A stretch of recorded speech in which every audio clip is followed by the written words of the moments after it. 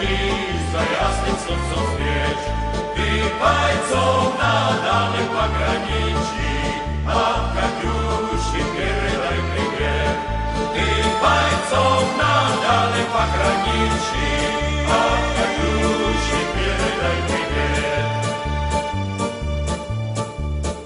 Пусть он вспомнит девушку простую, ты услыши, как она поет. Пусть он землю бережет родную, а любовь Катюша сбережет. Пусть он землю бережет родную, а любовь Катюша сбережет.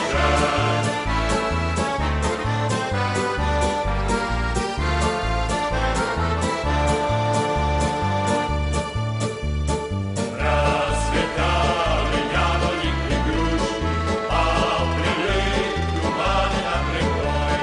Прикатила до берег Катюша, до высокой над рекой. Прикатила до берег Катюша, до высокой над рекой. Keďže sa očakáva väčší útok sovietských vojsk, nemecký veliteľ sťahuje svoju jednotku predsunutú do hlavných obranných postaví zhusnú obranu, zintenzívňa obranu, aby rojníci dokázali identifikovať a aby vedeli, koľko vojakov tam je, pretože pohyb je predpokladom zachovania života. Keď vojak ostáva na mieste, tak riskuje to, že zasiahne člepina, granát alebo niektorý projekt. Ako bude pracovať posádka kanóna a ako obsluha kanóna dosiahne rýchlosť a pohotovnosť, samozrejme snažia sa útok čo najviacej spomaliť. Trošku netriafajú, vidíte, že im to ide ako si doľava, ale to IGčko, teda minomet IG, je pomerne dobrá zbraň a keď sa dobre zameria a zastrieľa, tak je veľmi, veľmi účinný. Kanón IG-18 teraz momentálne stojí, tací sa tam krížia pomedzi tie brezy. Dobre sú zamaskovaní, ani ja teraz nevidím. Už ich vidíme tiež. Takže vľavo sa môžete pozerať sovietskí prieskumníci, ktorí vpadnú nemeckým obranným silám do ľavého boku. Je to teda obchvat.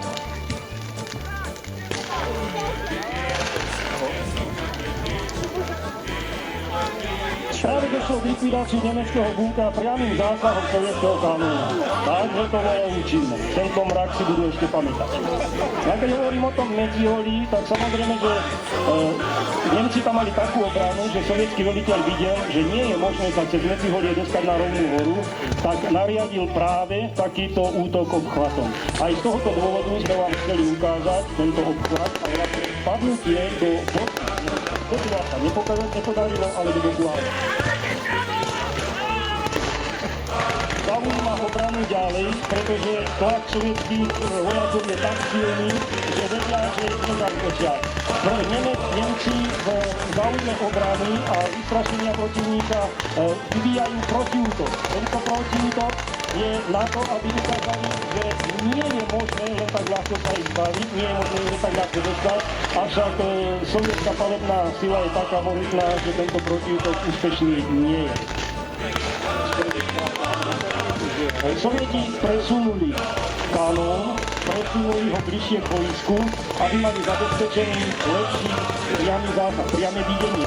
Pretože čím lepšie protivníka vidíme, tým lepšie ho dokážeme eliminovať, pochopiteľne.